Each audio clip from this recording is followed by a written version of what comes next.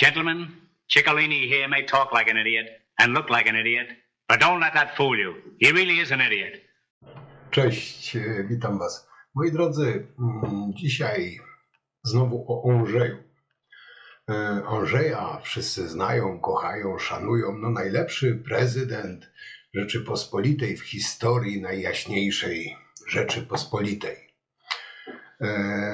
Moi drodzy, Andrzej, jak wiecie, jest niezawisły, samorządny i sprawiedliwy. I do tego jest jeszcze bardzo, ale to bardzo łaskawy. Jakby był królem, zostałby mu nadany przydomek Andrzej Łaskawy. O jego gościnnych występach już niejednokrotnie mówiłem wam, opowiadałem.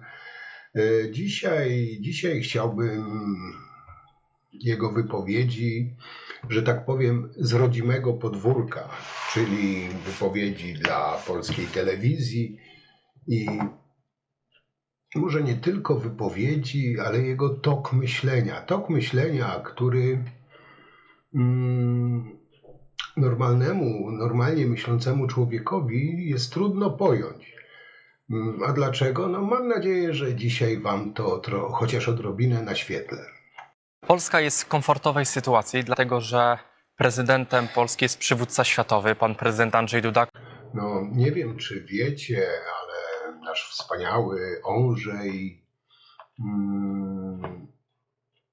powinien przez całą swoją kampanię mieć hasło reklamowe, bo już raczej nie wyborcze, ale reklamowe. Na przykład rozwody przed ślubem, chrzty przed narodzinami, wieczne ułaskawienia, szybko, tanio, bezproblemowo, zadzwoń. Moi kochani, nasz Andrzejek tak się rozpędził z tym podpisywaniem wszystkiego jak leci, że jak pewnie już słyszeliście, też chyba o tym wspominałem, ułaskawił pedofila. Później tłumaczył, że pedofil, który molestował córkę, wyszedł już z więzienia i z powrotem mieszka z żoną i córką, ale było to niezgodne z prawem, bo miał zakaz zbliżania się do dziecka. Więc podpisując ułaskawienie, tylko poszedł rodzinie na rękę. No, z całą pewnością ta molestowana córka przez tego ojca pedofila jest Andrzejkowi dozgonnie wdzięczna za to.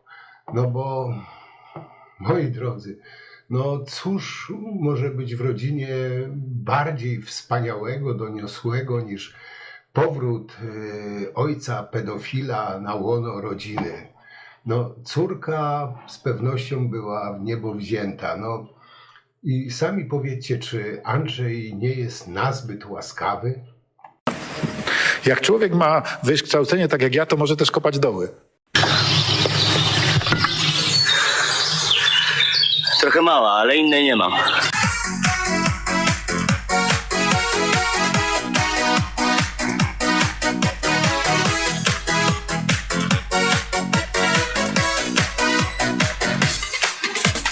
Chciałem robić wielkie rzeczy, ale mi nie wyszło.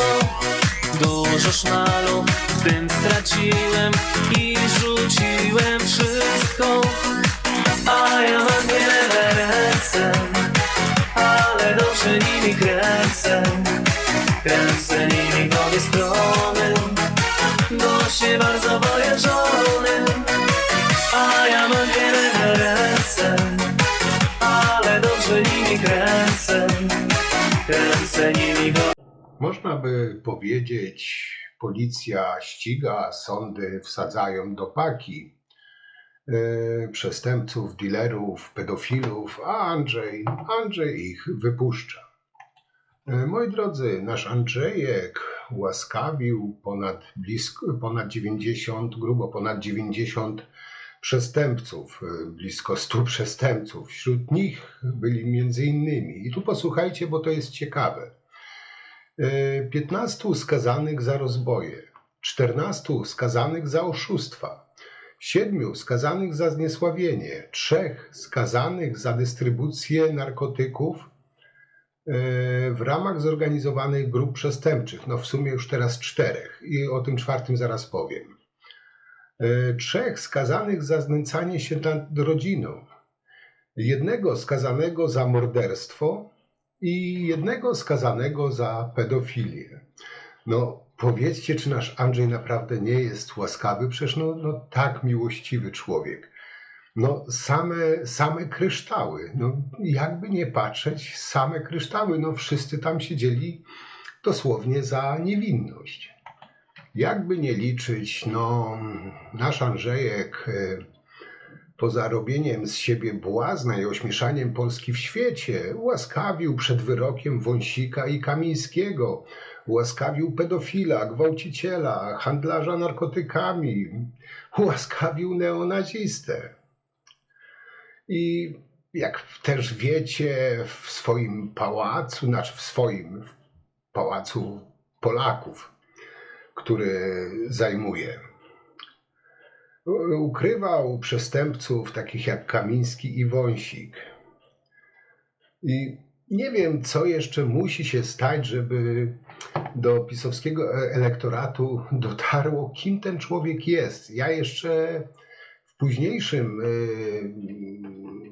późniejszej części materiału pokażę wam, jak on traktuje polskich sędziów, zasłużonych sędziów, i jak traktuje byłych komunistów, chociaż tak krzyczy, że trzeba oczyścić wymiar sprawiedliwości z komuny. Ale czy on oczyszczał? Zobaczymy. Kariery. Panie prezydencie, to pan się wstydził. Ja razem z panem, kiedy pan powoływał prokuratora PRL-owskiego Stanisława Piotrowicza do Trybunału Konstytucyjnego, tak bardzo się pan tego wstydził, że to jest chyba jedyna historia powoływania sędziów Trybunału Konstytucyjnego, której nie ma zdjęć. Andrzej Kryże, PRL-owski sędzia, który skazywał w latach 80. działaczy opozycji demokratycznej, świętujących na przykład 11 listopada, skazał Bronisława Komorowskiego. No to był pana kolega w Ministerstwie Sprawiedliwości, kiedy pan był wiceministrem u Zbigniewa Ziobry za pierwszy rząd Prawa i Sprawiedliwości. Więc powiem tak, znaczy, jeżeli mamy być konsekwentni, to bądźmy konsekwentni. Ja jestem zwolennikiem usunięcia PRL-owskich sędziów, żeby była jasność, z wymiaru sprawiedliwości. I pewnie coś źle zostało zrobione, ale po co wyście korzystali z takich ludzi? I to bardzo późno, no przecież lata 2000, kiedy Kryże robił karierę, i lata 2000, kiedy 2000 kilkanaście i 2020 kilka, kiedy karierę robił Stanisław Piotrowicz, więc to mam z tym zgryz. No dobra, ale przejdźmy do ostatniego ułaskawienia, już tak powiedz, prawie że na ostatni gwizdek, bo już jak wiecie, na szczęście kończy się jego kadencja. To jest już kolejne z kolei ułaskawienie przez Dudę poważnego przestępcy narkotykowego, który nie tylko handlował śmiercią, ale też kierował naćpany samochodem.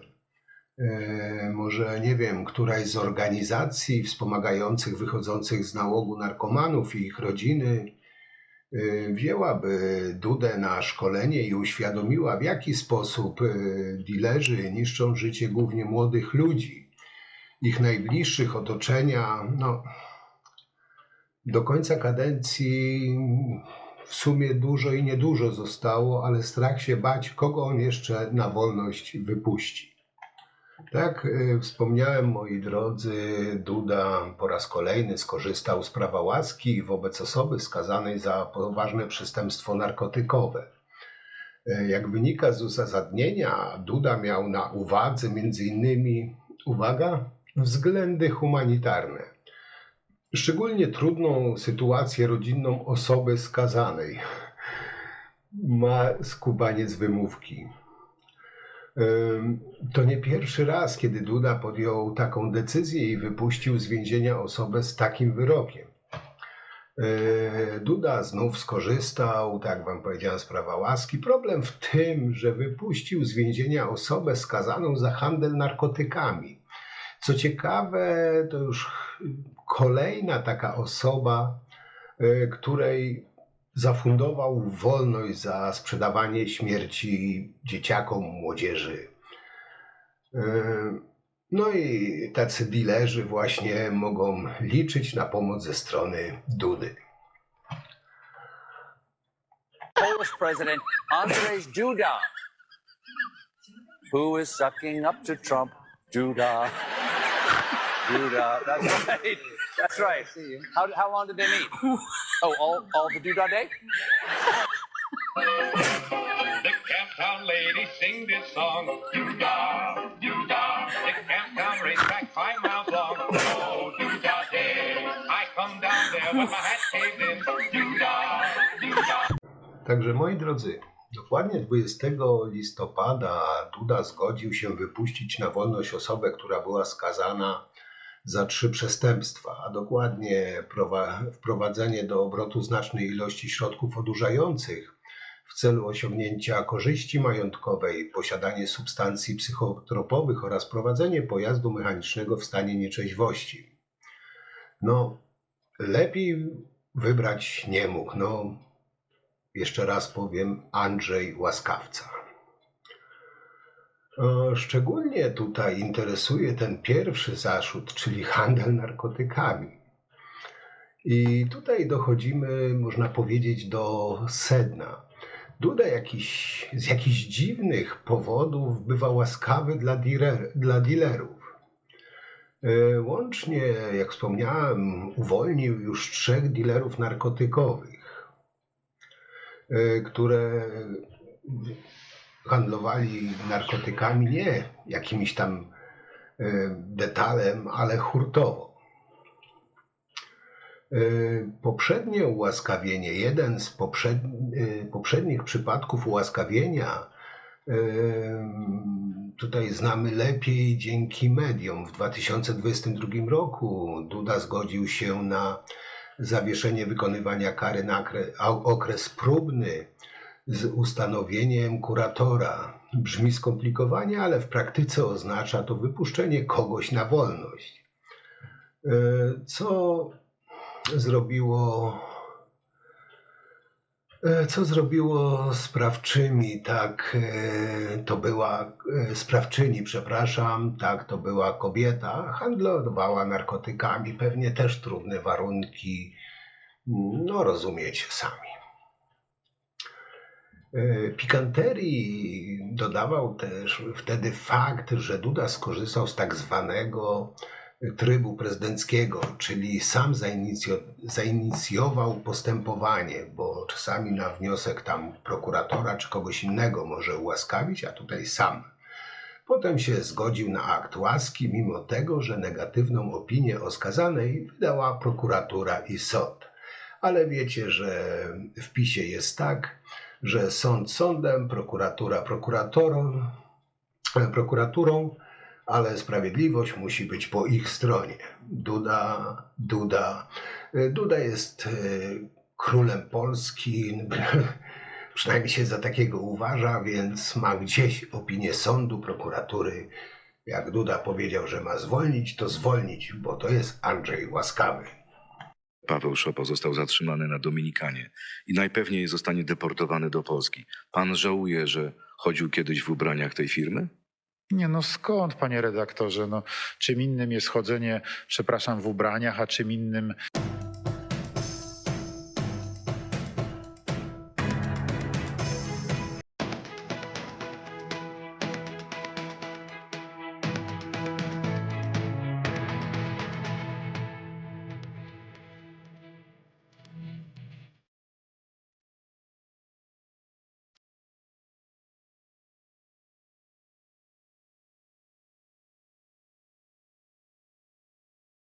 No ale wracając do tej pani, którą nasz Andrzej Łaskawy ułaskawił, w tej sprawie chodziło o Paulinę P., która handlowała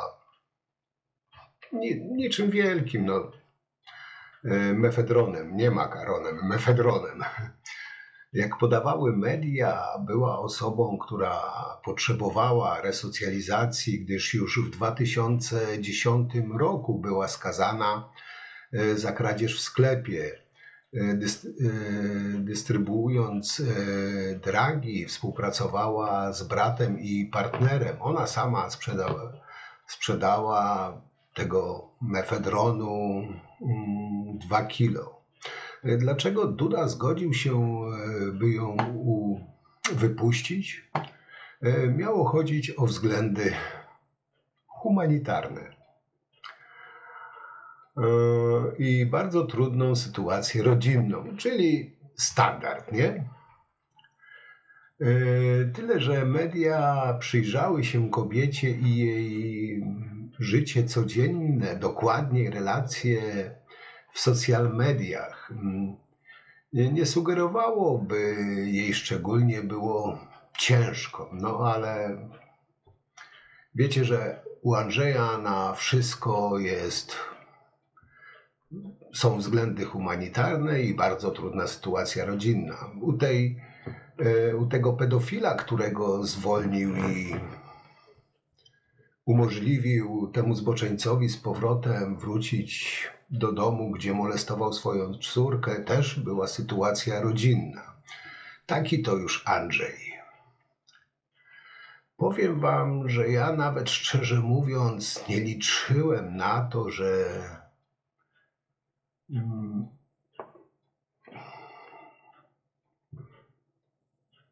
Andrzej inaczej postąpi. Andrzej lubi właśnie takie ciężkie przypadki. Jak sam Andrzej powiedział, ja nawet szczerze mówiąc nie liczyłem na to, że mi się uda to ułaskawienie. Ale oczywiście adwokaci tłumaczyli mi, że jak najbardziej jest to właśnie dla takich spraw. Jak mi to przyszło pocztą, to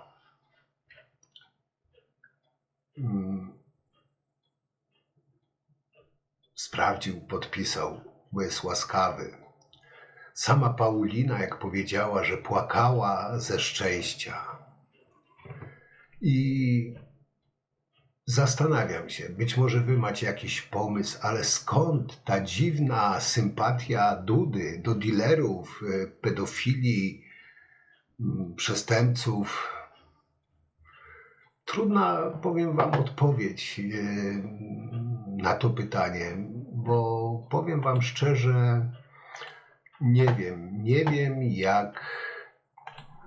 jaki tok rozumowania, co Dudą kieruje, oczywiście poza względami humanitarnymi i trudną sytuacją rodzinną, no bo to nie podlega dyskusji.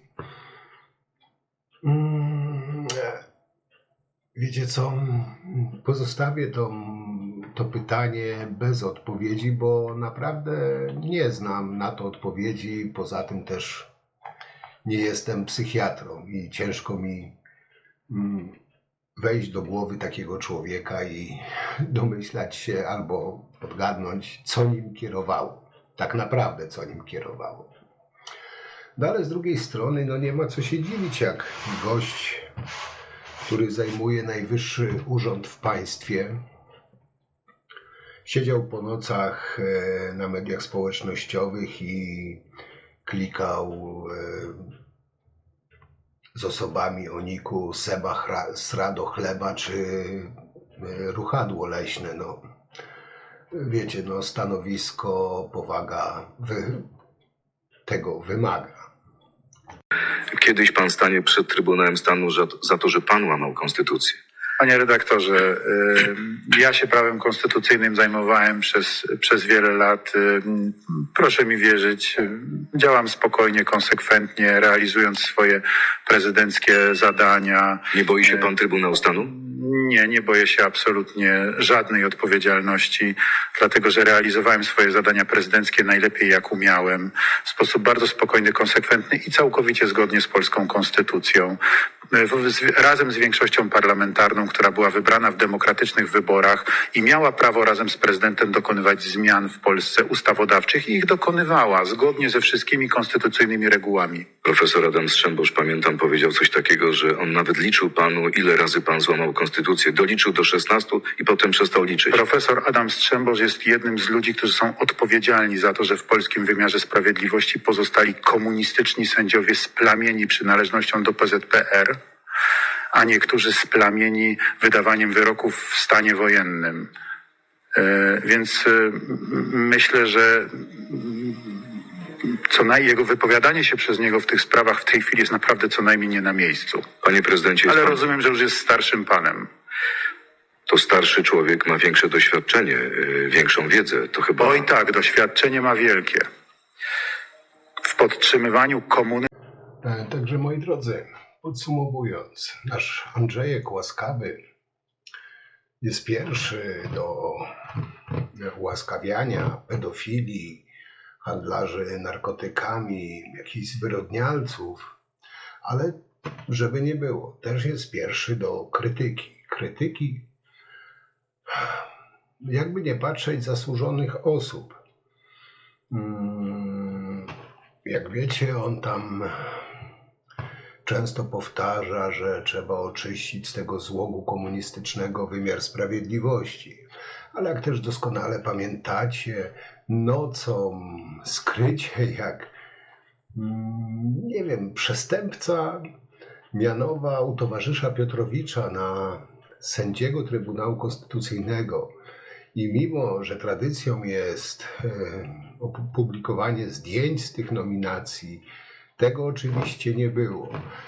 To Dudzie nie przeszkadzało. Nie przeszkadzało też w jednym szeregu być z prokuratorem Kryże. Tak, to syn tego Kryżego, który skazywał na karę śmierci. A sam Kryże też skazywał opozycjonistów. To Dudzie nie przeszkadza, no bo jak wiecie doskonale, pisowski komunista to dobry komunista, każdy inny komunista to już jest zły komunista. Ta hipokryzja, zakłamanie tego człowieka jest po prostu porażająca, ale idealnie się wpasował w tą partię, z której się wywodzi. Zastanawiające jest to, że niejednokrotnie powtarzał, że jego mentorem był Lech Kaczyński, jego wzorem do naśladowania. Tylko tutaj, atakując profesora Strzembosza, jakby na to nie patrzeć, zaatakował też pamięć swojego mentora, właśnie Lecha Kaczyńskiego, którego Lech Kaczyński, mówię tu o profesorze Strzemboszu, którego wyróżniał i doceniał. Tutaj jakoś zapomniał o swoim mentorze, o jego naukach, o jego zasługach, o których niejednokrotnie mówił. Tutaj napluł w twarz człowiekowi, który, jakby na to nie patrzeć, przysłużył się do wolnej Polski. Owszem, był sędzią w czasach komuny, ale też był towarzysz Piotrowicz, co Andrzejowi nie przeszkadzało. Towarzysz Kryże był, też Andrzejowi nie przeszkadzało. Ale jak ktoś o Andrzeju, tak profesor Strzemboś, powiedział mu w twarz prawdę o nim, to Andrzej wziął i napluł mu w twarz i w cały jego dorobek. Ale tak jak powiedziałem, to akurat idealnie pasuje do tego człowieka i powiem wam, że cieszę się, naprawdę się cieszę, że jego kadencja się kończy i mam nadzieję, że kolejna pisowska pacynka nie będzie piastowała tego zaszczytnego urzędu. A co do profesora Strzembosza, to Duda nawet nie jest godzien mu butów lizać. Takie jest moje zdanie. Adam Strzembosz doświadczenie ma wielkie. W podtrzymywaniu komuny na pewno. Prezydent to z wykształcenia prawnik, U prezydenta. któremu w przeszłości były pierwszy prezes Sądu Najwyższego zarzucił kilkunastokrotne złamanie konstytucji. Na taki zarzut prezydent Duda odpowiedział tak. Profesor Adam Strzembosz jest jednym z ludzi, którzy są odpowiedzialni za to, że w polskim wymiarze sprawiedliwości pozostali komunistyczni sędziowie splamieni przynależnością do PZPR, ale rozumiem, że już jest starszym panem. To starszy człowiek ma większe doświadczenie, większą wiedzę. To chyba... Oj tak, doświadczenie ma wielkie. W podtrzymywaniu komuny na pewno.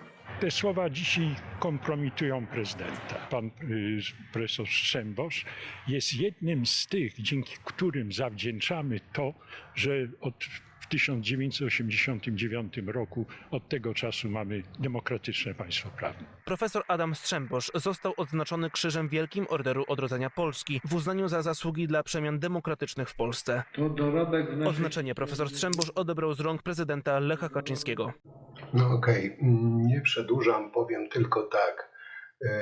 Większych zasług w podtrzymywaniu komuny, no chyba niż Andrzej, to mało który może się pochwalić. Zresztą, jak wiecie, Jaruś bardzo lubi komunistów, byłych komunistów, otacza się nimi, a Andrzej bardzo chętnie mu pomaga w utrzymywaniu, że tak powiem, na powierzchni komunistów. No ale wiecie, też pisowska taktyka, najlepszą obroną jest atak, więc atakuje jak wściekły pies każdego, kto wytknie Andrzejowi prawdę. Także Andrzejku, można powiedzieć, zamilcz, wstydu oszczędź. No i na tym chyba kończę. Piszcie, co wy o tym myślicie, jak wy to widzicie. Czy może Andrzej faktycznie walczy z komunistami, faktycznie jest tak wspaniały, łaskawy, dba o dobro rodziny, patrzy na trudne warunki rodzinne, tutaj pije do tych ułaskawień tych przestępców. No, zresztą sami widzieliście, że bardzo się poświęcał i zrobił melinę dla przestępców z Pałacu Prezydenckiego. No, ja to widzę tak i wam tak to przedstawiam. Jestem ciekaw, jak wy to widzicie.